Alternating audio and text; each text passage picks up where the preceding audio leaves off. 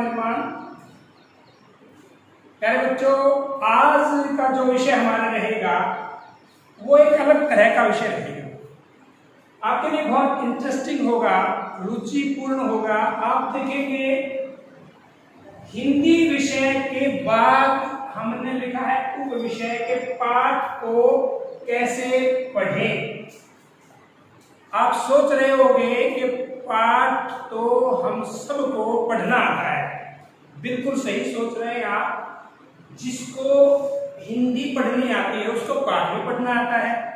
लेकिन सवाल यहाँ है दो दृष्टिकोण से पढ़ने का, एक परीक्षा के दृष्टिकोण से पढ़ने का। ये सवाल महत्वपूर्ण है, जिसमें आपको प्रति माह भी, 6 माह बाद भी और वार्षिक परीक्षाएं देनी होती हैं।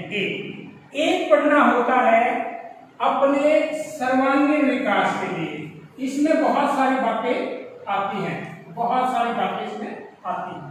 अब देखिए एक पाठ में ले रहे हैं, पाठ का नाम है बचपन।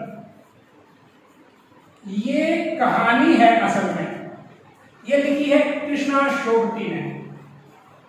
कृष्णा शोभती इसकी लेखिका है।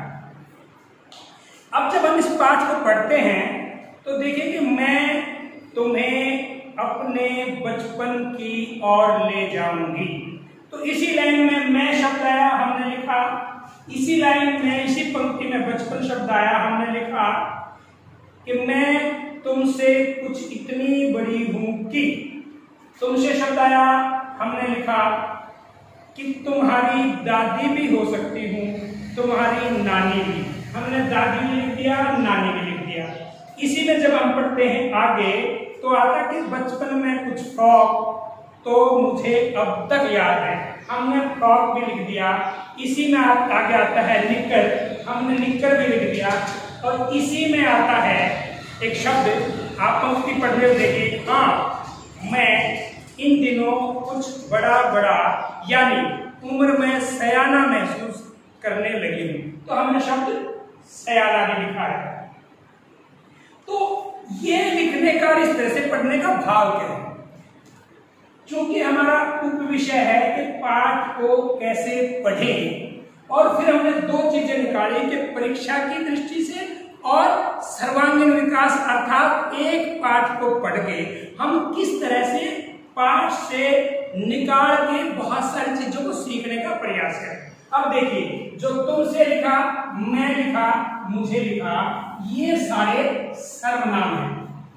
अगर हम जब भी पाठ को पढ़ें और इस तरह से साथ साथ उसको लिखें तो हम न केवल पाठ को पढ़ रहे हैं परीक्षा की दृष्टि से, बल्कि और हमारा विकास हो, और चीजें हम सीख पाए। तो हमने सर्वनाम सीख लिए। इसी तरह से बचपन, दादी, नानी, नानी, ये सब संज्ञाएं हैं।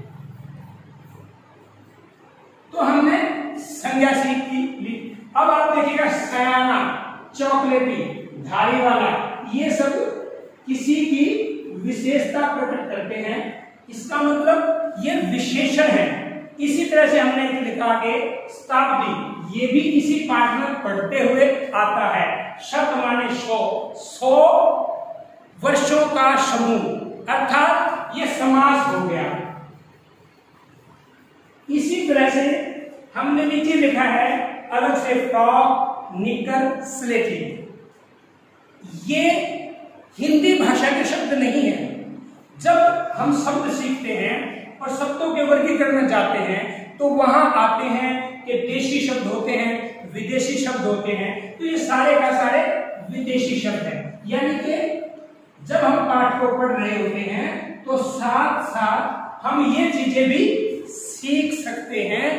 यदि हम अपनी अभ्यास पुस्तिका निकाल के एक पाठ को पढ़ें तो हम ये सारी चीजें सीख सकते हैं। साथ साथ इसमें कहाँ अल्पविराम आता है, कहाँ प्रश्नवाचक आता है, प्रश्नवाचक आया है तो उसका कारण क्या है वो भी सीख सकते हैं। इसी तरह से इसी पाठ में या इसके इतर, इसके अलावा और कोई दूसरे पाठ का अध्ययन करते हैं, चाहे वो छठी कक्षा का कोई पाठ हो। इस समय जो हम उदाहरण के तौर पे ले रहे हैं, बचपन जो पाठ है वो बसंत भाग 1 कक्षा 6वीं का पाठ है। लेकिन आप 7वीं में, 8वीं में, 9वीं, 10वीं, 11वीं में, 12वीं में भी अगर हैं तो भी अगर आप प्रक्रिया अपनाएंगे तो एक और देखिए कि इनमें एक और जोड़ सकते हैं कि प्रतियोगी परीक्षाओं की तैयारी, क्योंकि आज का युग प्रतियोगिता का युग है, कंपटीशन का युग है, तो उसकी तैयारी के लिए भी हम ये सब सीख सकते हैं और सक्षम की परीक्षा के लिए भी हम इसकी तैयारी कर सकते हैं। यानी कि एक पाठ को पढ़ते हुए समय भी उतना लगना है, काम भी हमें उतना करना है, परंतु हम बहुत सारी तैयारी एक साथ कर सकते हैं। तो आज का विषय हमारा रहा बचपन, जो लिखा है, जिसकी लेखिका है कृष्णा शोभती। बचपन गद्य विधा में कहानी है, क्योंकि इसमें अनेक होते हैं, संस्मरण भी होते हैं, निबंध भी होते हैं, ललित निबंध भी होते हैं, यात्रा वृत्तांत भी होती है। तो बचपन कहानी है, उससे हम कैसे सीख सकते हैं सर्वनाम भी, संज्ञाएं भी, विदेशी शब्द भी, विशेषण भी, समास भी, संधि भी और मुहावरे भी आते हैं। आप पढ़ते पढ़ते मुहावरों को लिख सकते हैं और उनके अर्थ अध्यापक से पूछ सकते हैं, सीख सकते हैं या ढूंढ सकते हैं। तो प्यारे अच्छे बच्चों, आपको आज करना है बचपन कृष्णा शोभती। इसको आप छोड़ भी सकते हैं, कोई और पाठ ले सकते हैं, इस तरह से आपने लिखना है और लगातार ही आप काम करते रहिए। अगर आपको ये वीडियो अच्छी लगी है, इसको शेयर भी कीजिएगा। धन्यवाद।